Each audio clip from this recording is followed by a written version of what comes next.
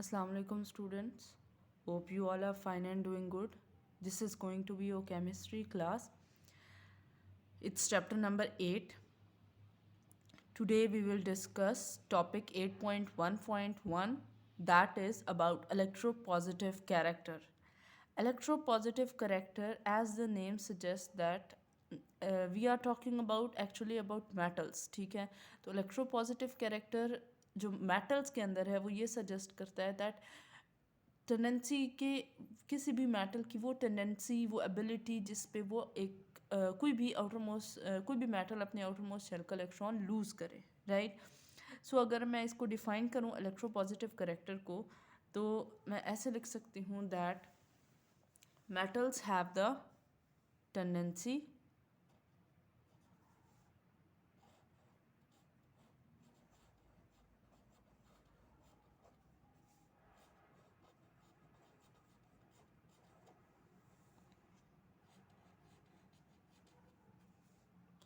metals have the tendency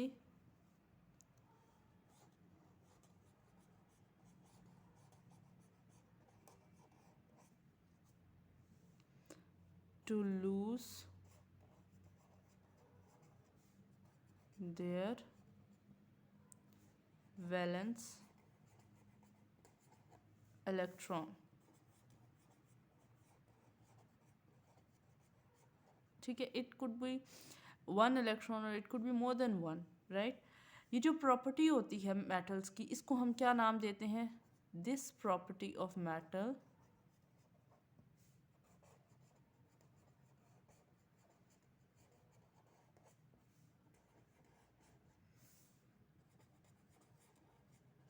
this property of metals are termed as or is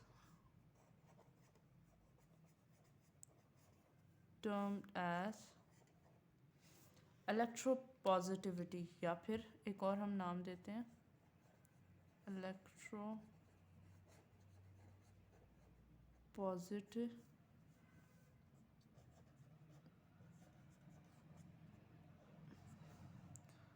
या फिर हम इसको एक और नाम देते हैं जो कि है क्या है, metallic character.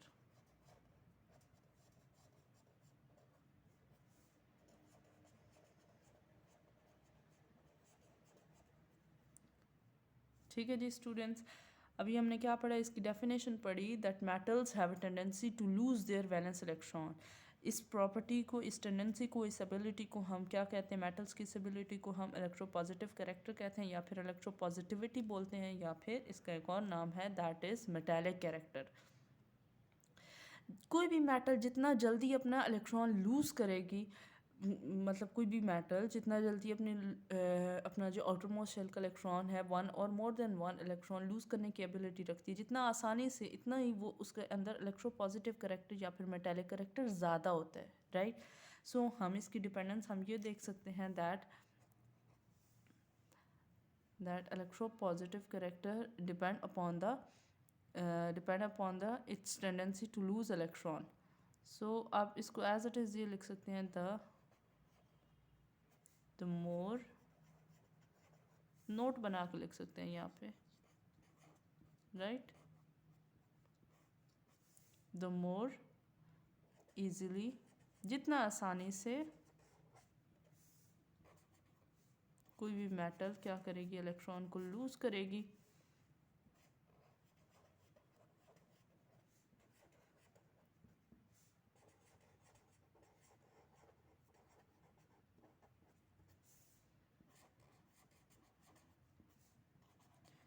the more metallic it is।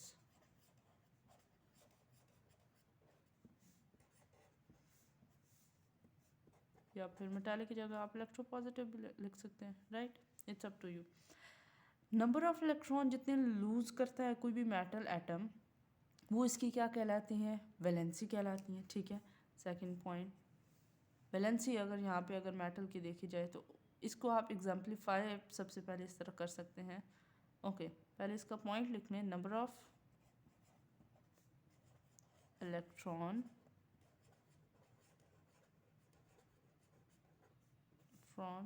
lost by an atom of a metal is called its valency। ये उसकी क्या कहलाती है? वैलेंसी कहलाती है। फॉर एग्ज़ाम्पल, यहाँ पे आपने एग्जाम्पलीफाई करना है। एग्जाम्पल, फॉर एग्ज़ाम्पल आपके पास कोई भी मेटल है, लाइक हम दो एग्जाम्पल कर लेंगे। फर्स्ट एग्जाम्पल, जैसे कि हमारे पास सोडियम है। सोडियम का एटॉमिक नंबर क्या है जी? 11 है। अब ये अपने आउटरमोस्ट शेल में से एक इलेक्ट्रॉन को लूज़ करने की टेंडेंसी रखती है। कैसे? इसके इलेक्ट्रॉनिक कॉन्फ़िगरेशन देखें तो 1s2 2s2 2p6 3s1। तो यहाँ तक तो सारे के सारे शेल्स फिल हैं। ये जो है ये फिल नहीं है, इसके अंदर होने 2 चाहिए थे और हैं कितने? एक्चुअल में तो 8 होने चाहिए ना। 3p 0 है यहाँ पे, 6 इसके और एक 2 इसके, 8 होने चाहिए, लेकिन है कितने? 1, यानी 7 की कमी है। तो 7 कोई इलेक्ट्रॉन ले तो नहीं मतलब किसी से सोडियम ले नहीं सकता, कोई भी इसे दूसरा मेटल एटम दे नहीं सकता। नॉट जस्ट मेटल एटम, कोई भी और एटम जो है, कोई भी एलिमेंट इसको 7 इलेक्ट्रॉन्स नहीं दे सकता।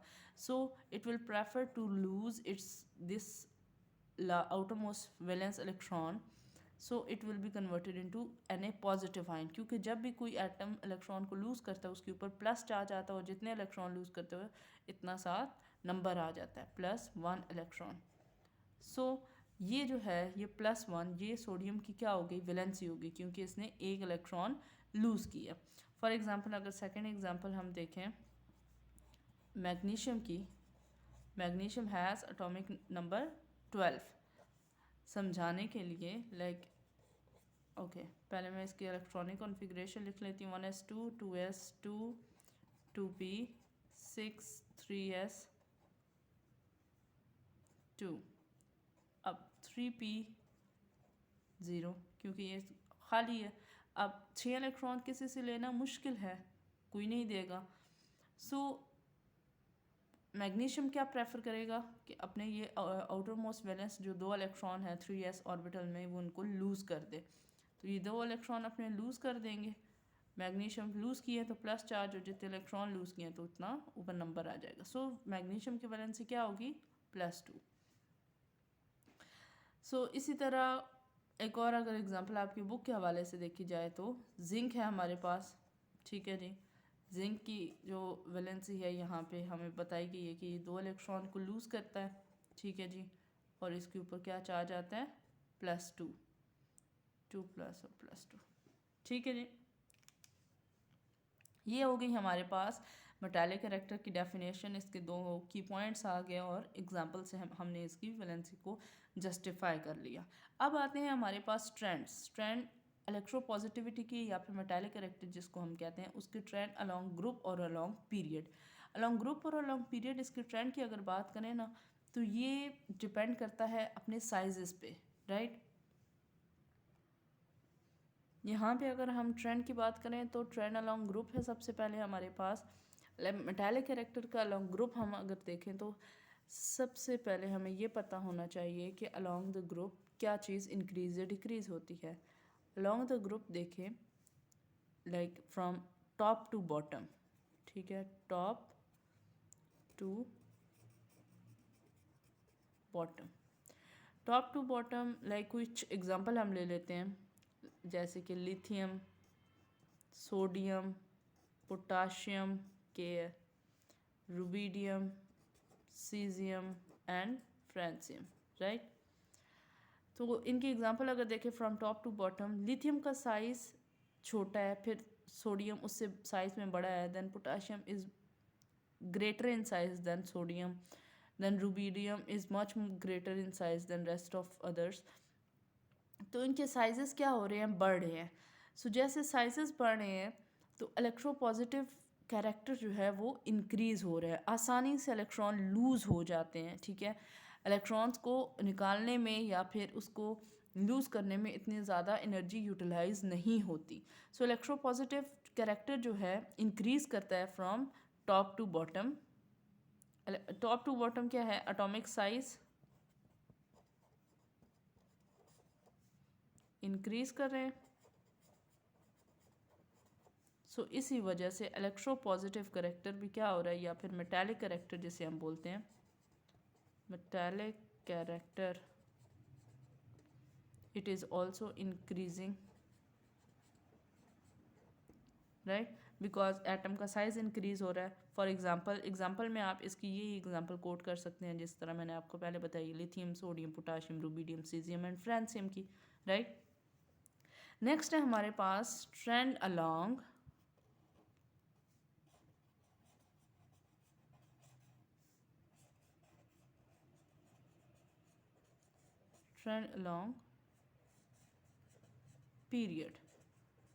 पीरियड में किस तरह से चेंजेस आती हैं। आपको पता है कि जो लेफ़्ट टू राइट है एटॉमिक पीरियोडिक टेबल में, atomic size left to right क्या होता है, एटॉमिक साइज इट डिक्रीज होता है ना एटॉमिक साइज। इस एटॉमिक साइज के डिक्रीज होने की वजह से इसका जो मेटालिक कैरेक्टर है, ठीक है जी, फ्रॉम लेफ्ट टू राइट, जो मेटालिक कैरेक्टर है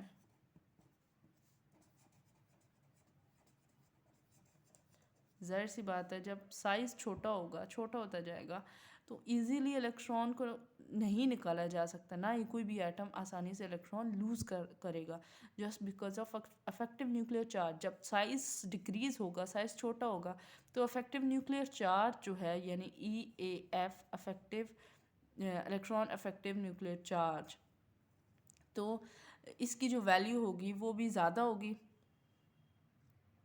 अफेक्टिव न्यूक्लियर चार्ज। ओके, मैं इसको ज़रा शॉर्ट फॉर्म में लिखना चाह रही थी बट ये नहीं पॉसिबल। अच्छा जी, मेटालिक कैरेक्टर क्या होगा जी, डिक्रीज होगा, just because of increase in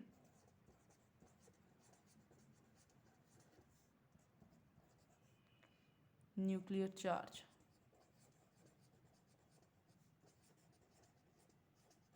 okay, so ये है हमारे पास ट्रेंड। अगर हम इसकी एग्जांपल देखें लेफ़्ट टू राइट, तो आपके पास जो फर्स्ट 10 एलिमेंट्स हैं उनको आप एक पीरियड में लिखे तो आप उनको यहाँ पे एग्जाम्पलीफाई कर सकते हैं, जैसे कि यहाँ पे एग्जांपल मौजूद थी, अब यहाँ पे एग्जांपल है। फॉर एग्जांपल लेट्स सपोज अगर मैं लिखूँ कि lithium, beryllium, boron, carbon, nitrogen, oxygen, fluorine, neon, right, ये एक पीरियड के मेंबर्स हैं ना जिनको लिखा जा सकता है। तो अगर ये डिक्रीज हो रहा है मेटालिक करेक्टर, तो इट मीन्स कि स्टार्ट वाली सारी की सारी क्या है, देयर एग्जिस्ट मेटल्स, और जैसे जैसे पीरियोडिक टेबल में आगे फर्दर राइट साइड पे शिफ्ट होते जाएं तो क्या इंक्रीज होती जाता है, कौन सा कैरेक्टर इंक्रीज होता जाता है, नॉन मेटालिक, यानी नॉन मेटल्स जो हैं वो इंक्रीज होती जाती है, नॉन मेटालिक कैरेक्टर ख़त्म होकर नॉन मेटालिक में कन्वर्ट होता जाता है जैसे जैसे हम प्रोसीड करते हैं from left to right in the periodic table. So ये हो गया हमारे पास ट्रेंड। अब है हमारे पास इलेक्ट्रोपॉजिटिविटी और आयनाइजेशन एनर्जी का, आपस में इनका क्या रिलेशन है। अगर हम देखें इलेक्ट्रोपॉजिटिविटी और आयनाइजेशन एनर्जी, तो सबसे पहले हमें पता होना चाहिए that what is ionization energy. Ionization energy की अगर बात करें तो आयनाइजेशन एनर्जी वो अमाउंट ऑफ एनर्जी होती है जो रिक्वायर होती है किसी भी गैशियस न्यूट्रल एटम में से इलेक्ट्रॉन को लूज़ करने के लिए, जो भी एनर्जी रिक्वायर होती है। तो वो जो मिनिमम अमाउंट ऑफ एनर्जी है जो रिक्वायर है किसी भी न्यूट्रल गैशियस एटम में से आउटरमोस्ट शेल में से इलेक्ट्रॉन को लूज़ करने के लिए जो एनर्जी रिक्वायर है उसको हम आयनाइजेशन एनर्जी बोलते हैं, और ये डायरेक्टली रिलेट होती है टूवर्ड्स द मेटालिक कैरेक्टर। अगर आयनाइजेशन एनर्जी ज़्यादा होगी तो मतलब मेटालिक कैरेक्टर क्या होगा, कम होगा, इट इज़ रिलेटेड इनडायरेक्टली। ठीक है, आप इसको ऐसे लिख सकते हैं, 1 by metallic character. Okay students, यानी कि अगर हमारे पास आयनाइजेशन एनर्जी की वैल्यू ज़्यादा होगी तो मेटालिक कैरेक्टर क्या होगा जी, हमारे पास कम होगा। यानी कि अगर इलेक्ट्रॉन को निकालना मुश्किल हो रहा है तो मेटालिक करैक्टर भी क्या होगा, कम है।